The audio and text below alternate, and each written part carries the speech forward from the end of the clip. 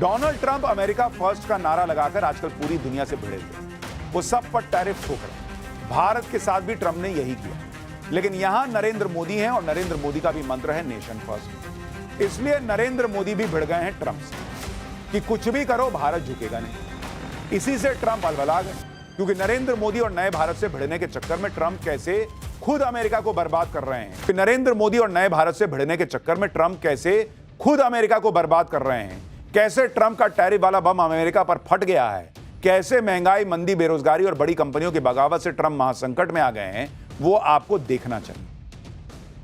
Trump के tariff war का America पर नेगेटिव असर हो रहा है। अमेरिकी शेयर मार्केट में बड़ी गिरावट हुई है। अमेरिका में महंगाई बढ़ती जा रही है। टैरिफ की वजह से विदेश से आने वाले प्रोडक्ट वहां महंगे हो गए हैं। ट्रंप की अप्रूवल रेटिंग लगातार गिरती जा रही है। यानी ट्रंप के अपने बड़बोलेपन से खुद अमेरिका की हालत खराब हो गई है। ट्रंप का ट्रेड वॉर बैकफायर क्यों कर रहा है, इसकी वजह 3 देश है।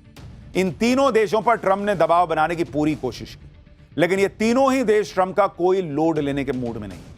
ये 3 देश हैं, भारत, रूस और चाइना। इन तीनों ही देशों के खिलाफ ट्रंप ने तगड़ा टैरिफ और सैंक्शन लगाने का ऐलान किया हुआ है, लेकिन न तो भारत, ना ही चीन, ना ही रूस ट्रंप को गंभीरता से ले रहे हैं। इसी वजह से ट्रंप और बौखला गए। आप देखिए कि ट्रंप भारत के साथ ट्रेड डील करने के लिए दबाव बना रहे हैं। भारत ने ट्रंप को 2 टूक कह दिया है कि अपने हितों से समझौता नहीं होगा। ट्रंप ने भारत से कहा कि वो रूस से तेल खरीदना बंद करें। भारत ने ट्रंप की बात को नजरअंदाज कर दिया और रूस से तेल खरीदे जा रहा है। ट्रंप ने चीन पर टैरिफ लगाया और इकोनॉमी तबाह करने की धमकी दी। चीन ने अमेरिका पर जवाबी टैरिफ लगा दिया। रूस के खिलाफ अमेरिका ने प्रतिबंध लगाए, लेकिन रूस पर कोई खास फर्क नहीं पड़ रहा है। ट्रंप ने पूरा जोर लगा दिया है कि कैसे भारत समेत चीन और रूस बैकफुट पर जाएं, लेकिन भारत तो फ्रंट फुट पर खेल रहा है बॉस, और उधर उल्टा ट्रंप का नुकसान हो रहा है। ट्रंप सोच रहे थे कि टैरिफ लगाकर अमेरिका का गोल्डन टाइम ले आएंगे, यहां उल्टा हो गया। आप देखिए कि अगस्त महीने की शुरुआत में ही अमेरिकी शेयर बाजार को कैसे झटके लग रहे हैं। 1 अगस्त को अमेरिकी शेयर बाजार में हंगामा मच गया था। एक ही दिन में अमेरिकी निवेशकों के 96 लाख करोड़ रुपए डूब गए। इतना ही नहीं, अमेरिकी शेयर मार्केट ग्रोथ पर भी असर पड़ रहा है।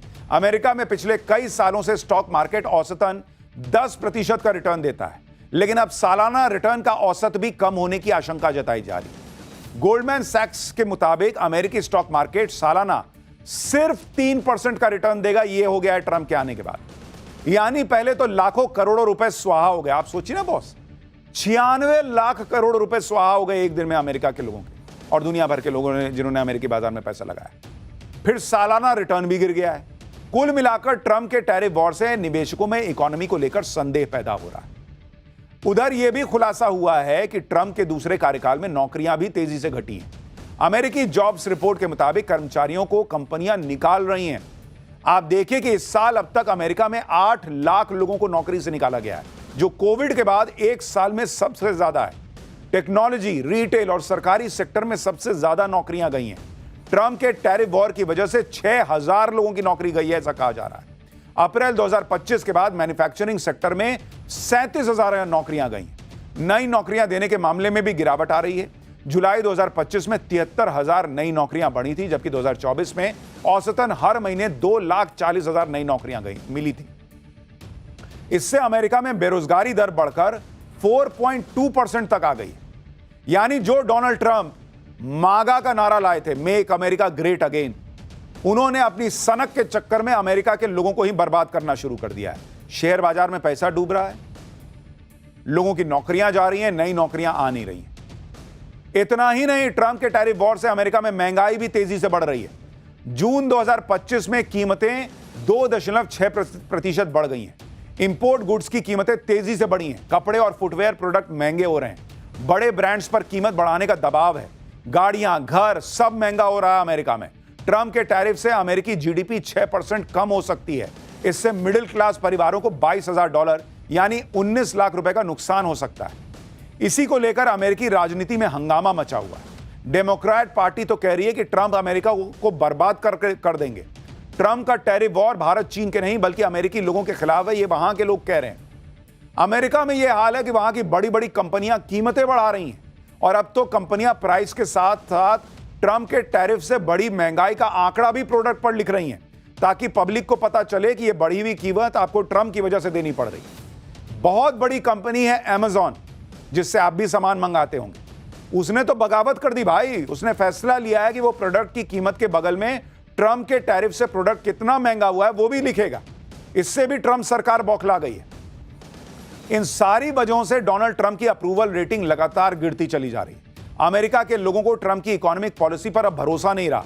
Associated press NORC centre for public affairs ने जुलाई में एक सर्वे कराया था, जिसमें अमेरिका की जनता ने ट्रंप की आर्थिक नीतियों के बारे में उनसे सवाल पूछा गया था। ट्रंप की आर्थिक नीतियों से सिर्फ 38% अमेरिकी सहमत है, जबकि ट्रंप के पहले कार्यकाल के अंत में 50% लोग सहमत हुआ करते थे। यानी ट्रंप अपने ही घर में बुरी तरह से घिरते चले जा रहे हैं।